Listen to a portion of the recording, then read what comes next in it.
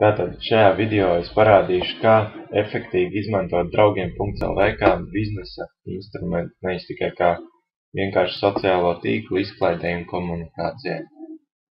Konkrētāk parunāsim šajā video par kontaktu veidošanu, specifisku kontaktu veidošanu ar savu mērķa auditoriju. Mūsu gadījumā ar cilvēkiem, kuriem interesē interneta biznesa. Pirmais, ar ko es sākt, ir aiziet uz labot profilu un sadaļā tā vai iesauku ierakstīt kādu linku, kuru tu vēlētos, lai cilvēki apskata. Piemēram, mūsu gadījumā tas būtu noteikti naudas formula. Tātad ierakstam šeit vienkārši savu naudas formulas linku un spiežam saglabāt. Ja links ir pārāk garš, varam izmantot arī kādu linku saīsinātāju, piemēram, google.gl. Tā, kad tas ir izdarīts, tad varam sākt ķerties pie kontaktu veidošanas. Es pastāstīšu par savu personīgo metodu, ar kuru esmu ļoti ilgi jau veiksmīgi darbojies un ar tiešām ļoti labiem rezultātiem. Tātad ierakstam searchā, piemēram, kādu domu biedru grupu, kuru varētu saistīt būt ar internetu biznesu. Piemēram, www, un lūk parādās pelnīšana www. Dodamies uz šo grupu, un šeit ir sadaļa, ja jūs vēl neesat pieteikušies, tad noteikti pieskatieties šai grupai. Lūk, šeit ir sadaļa grupas biedri. Aizējam uz sadaļu grupas biedri, un varam redzēt, ka šeit ir 6000 pāri potenciālajiem partneri, kuri varētu iesaistīties mūsu biznesā, ja vien mēs viņiem par to pastāstītu. Tālūk. Varam vienkārši aiziet uz kādu lapu. Es jau pirmajās lapās esmu cilvēks uzaicinājis, tāpēc es aiziešu mazliet tālāk kaut kur. Piemēram, lūk, šajā lapā es redzu, šie visi ir cilvēki, kuriem interesē internetu biznesu. Es vienkārši paņemu, uzspiežu uz viņiem ar pels taustiņu, vidējo to rullīt, lai var vairākas atvērt reizē.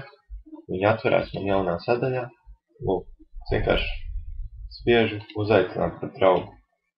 Un tekstu vajadzētu izvēlēties tādu neitrālu, kas dar gan sievietei, gan vīrietim. Lai nebūtu katru reizi jāpāraksta. Piemēram, hei, skatos, ka tevi arī interesē interneta biznesa. Varbūt kādreiz varam apmainīties pieredzē. Un, piemēram, jautājumu zīme. Tas tā kā, lai paliek, varbūt tās viņš uzreiz jau tev arī uzrakst. Un svarīgākais posms šeit ir, ka tev šie cilvēki ir jāgrupē grupās. Lūk, piemēram, es grupēju zem grupas kolēģi.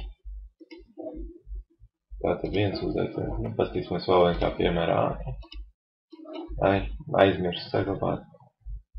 Labi, neaicināšu vairāk vienu principu, jūs sapratāt vienkārši iepriekš nokopējot to tekstu, lai nav katru reizi jāraksta atsevišķi. Tā, un šādā veidā dienā var uzaicināt 30 cilvēkus, kuriem interesē internetu biznesa. Mēneša laikā jūs varat iegūt pat 900 potenciālos partnerus, kuriem jūs varat ar vienu vēstuli nosūtīt visiem 900 cilvēkiem savu paziņojumu, piedāvājumu par kādu biznesu. Mūsu gadījumā tas būtu naudas formula. Kā to var izdarīt? Pastīsimies ļoti konkrēti. Lūk, kad izvēlamies rakstīt jaunu vēstuli, mēs varam izvēlēties šeit grupas. Lūk, parādās, piemēram, kad cilvēki šajā kolēģi grupā ir sagrupēti 162 cilvēki. Tātad, izvēloties viņus, es varu visiem šiem 162 cilvēkiem nosūtīt uzreiz masveidā vienu ziņu. Piemēram, par naudas formulu, kurā aicinu viņus apskatīties jaunu iespēju, kā pelnīt internetā. Noteikti, ka lielākā daļa arī, domāju, pat kādi stabili vairāk kā puse atvērs un papētīs šo piedāvājumu, jo viņiem visiem interesē internetu biznesu. Padomājiet, ja kaut ar 50 cilvēku iereģistrētos. Tur uzreiz vairāk tūkstoši jau ir. Tāpēc tas ir tik jaudīgi, ka visu laiku jāgrupē cilvēki, jāveido kontakts, jo internetu biznesā svarīgākais ir veidot kontaktus. Lai arī cik jaudīga sistēma būtu, jūs nevarat pelnīt naudu, ja jums nav kontaktu. Tāpēc es tiešām iesaku izmantot šo metodu, lai veidot kontaktus. jo vairāk kontaktu, jo vieglākā veidā jūs varēsiet pelnīt naudu. Ja baidaties sabojāt savu profilu ar nepazīstamiem draugiem, vienkārši izveidojiet jaunu profilu speciāli priekš internetu biznesu. Tālūk. Raksta turpinājumā arī parādīšu pāris adreses domu biedru grupas, kurās jūs varat reklamēt tieši savu biznesu lielai auditorijai. Labi, turpiniet lasīt rakstu un tiksimies vēlāk. Paldies!